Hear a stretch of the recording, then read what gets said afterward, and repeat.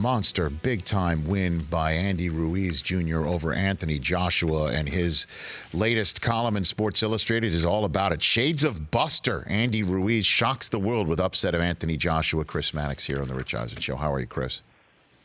Good, Rich. How you doing? What was it like to see this?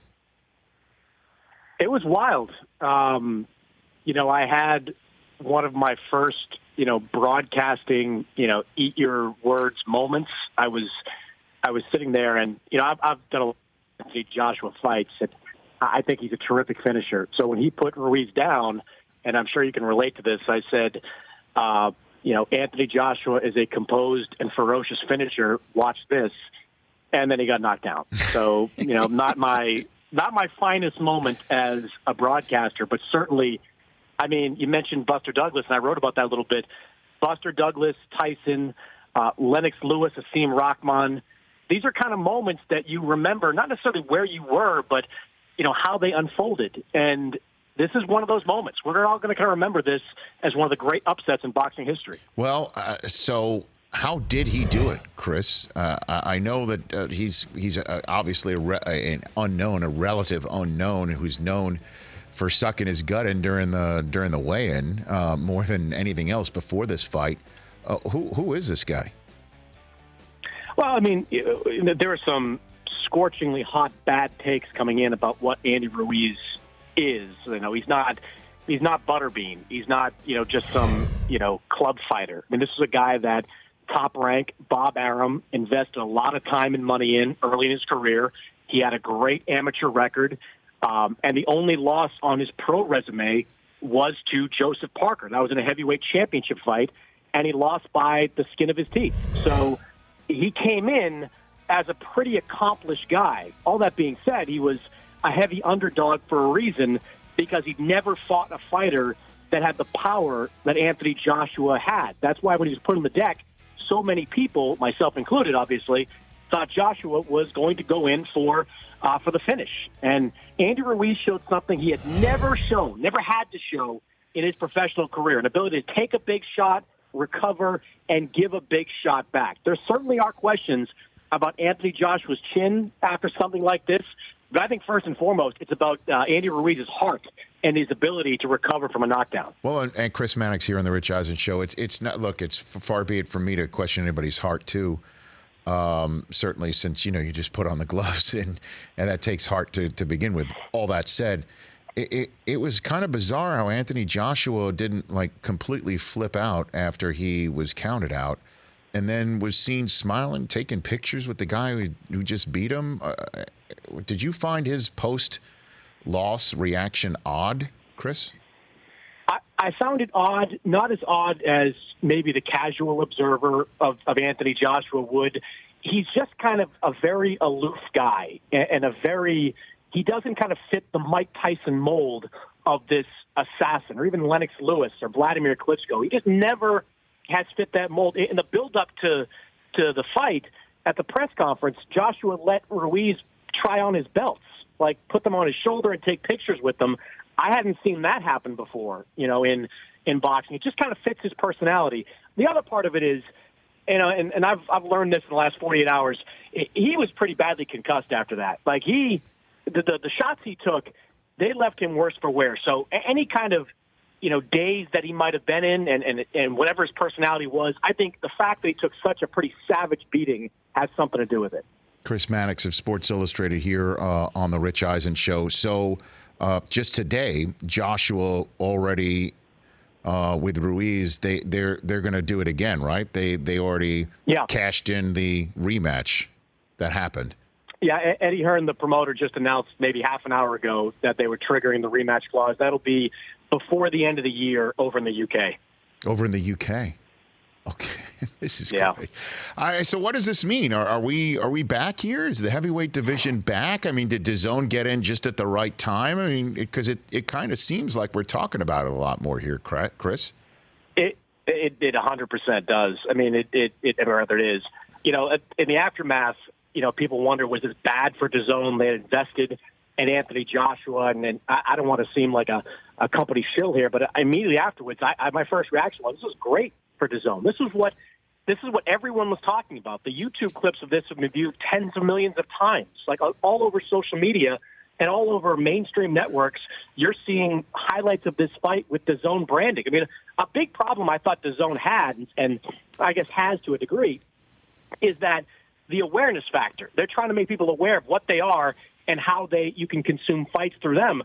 Most people that like boxing are now aware of it. And if this fight had gone according to plan, if Anthony Joshua had knocked out Ruiz in the third round, Joshua would have gone on to fight a mandatory title defense against a guy named Kubrat Pulev sometime in the fall, and nobody would have watched. Now, even if it's an afternoon fight in the UK, or in the U.S. rather, you're going to see a lot of people invested in and dying to see the rematch between Joshua and Ruiz. This is I think it's a great thing for heavyweight boxing, and to a lesser degree, a great thing for DAZN. And then Ruiz, we all have heard about his Mexican heritage. He's a descendant of those from Mexico, but he's from the Imperial Valley here in Southern California. I mean, so what does this mean for American fighters, the American heavyweight game, Chris? I think it's great. I mean, I think, look, if Andy Ruiz goes to the UK and gets knocked out by Joshua, which is distinctly possible. I mean, if he goes over there and gets beat, I don't know how big a player he's going to be able to remain on the national stage, but certainly he's put himself in position to be a really viable contender over the next year plus. And if he can duplicate what he did against Joshua, all of a sudden you have an extremely makeable fight between Andy Ruiz and Deontay Wilder for the undisputed heavyweight championship. That's a fight that's going to resonate with everybody, even the most casual of fans of boxing. So Andy Ruiz, he's going to have to do it again, but if he can, in front of 80,000 fans in the UK, he's going to make himself a big star, put another American figure on that world stage. And I got Tyson Fury in studio tomorrow, Chris. What do you think is the most important thing to ask of him? Tyson Fury is pure entertainment. I just want to know, he's going to fight Deontay Wilder in that rematch in February. That's a huge fight in boxing.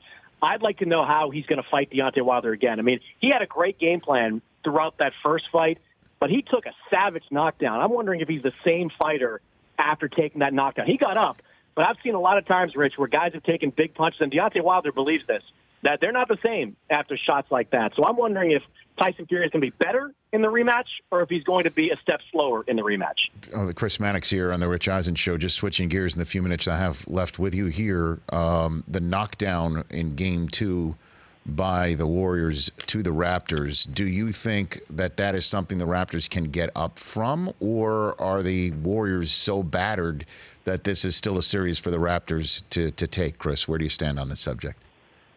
I think the Raptors still have to feel pretty good about their chances of pulling off this upset. I mean, losing Game 2 is tough, but their star is the most, I don't know what the phrase is, singularly focused, ambivalent to everything that goes on around him. He's just all about basketball and all about winning. And he's been in tougher situations as a member of the Spurs, that being Kawhi Leonard. So I think he's going to play extremely well against Golden State. I think he's going to be great. And, the Raptors have shown some mental toughness throughout these playoffs. Now, it's a bigger stage, no question, but being down 2-0 to Milwaukee in that series and coming back, Fred VanVleet started that series playing terribly and finished it playing great. You listen to what the Raptors said in the locker room after that game. They know that they caused all this. Like, they miss shots, and they miss shots they usually make in that third quarter. I think they've got to have confidence. Throw in the fact, Rich, that this is like a mass unit over there with Golden State. Durant's not going to play. Kevin Looney is out. And now you got Klay Thompson, who's questionable.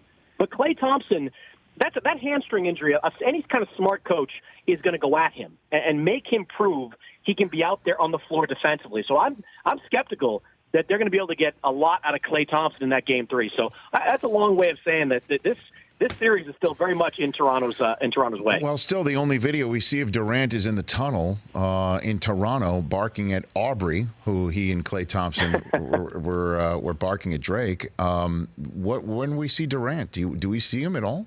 Do you think? It just like in most postseason series, everyone plays this close to the vest. I mean, I have heard from people that know him that he's going to be back during this series. Nobody's willing to say what game or when. What you have to watch, Rich, is the practice. If he's out there on the floor. Right now, he is practicing in a very, very limited way. Before he can go out and play big minutes in an NBA game, he's got to go through a full-bore practice. And until he does that, I'm not going to think about Kevin Durant coming back. Any idea why he's not watching from the bench, Chris? I don't know. Some guys don't do it. Some guys do, some guys don't. I mean, I remember Kevin Garnett, when he was injured throughout the years, never watched games from the bench. I don't, think too much in it. I'm glad he was there. If he had not traveled with the team to Toronto, I would have thought something might be up. But the fact that he's there, I don't read too much more into it. All right, I know you got 90 seconds left here, so I'll throw in front of you the supposition from Bill Plaschke out here in L.A. that if the Lakers whiff, LeBron would either want out or get out, or the Lakers would give him an exit visa. Kyrie coming here would obviously take that off the table. What are your thoughts on that subject right now? Yeah, I mean, I think if they do whiff in free agency, and maybe more importantly, they whiff on the trade market, because I've long believed that was their most realistic path to getting a better player. I mean, we all look at Anthony Davis, but Bradley Beal is someone I think could be more realistic. Once Washington settles on a general manager, they're going to want to start clearing some salary to rebuild. And Beal is pricey, but he's been proven he's worth the money over the years. I think the Wizards would be interested in some of the pieces the Lakers have to offer. But if they whiff on everything and they go into training camp with largely the same group, I think they'd approach LeBron about it out. Because from the Lakers' perspective, you've got to think that if LeBron goes, we're not in a terrible position. Our contracts aren't bad. We've got good young talent. We go back to trying to grow in a more organic way. Obviously, we want to keep LeBron around and build around him with other stars, but it might be mutually beneficial to part ways if you don't get things done through the month of August. But I think they'll stretch it out, Rich. I think we'll be into September, October, start of training camp before any kind of conversation like that takes place, because you're still going to see guys in some movement, I think, deep into the summer. Chris, thanks for the call. We'll chat before the draft, if not before that. Anytime, Rich. You got it. That's Chris Mannix of Sports Illustrated joining us here. For more of The Rich Eisen Show, tune to Audience Channel 239 on DirecTV for free on BR Live, or download the Rich Eisen Show app.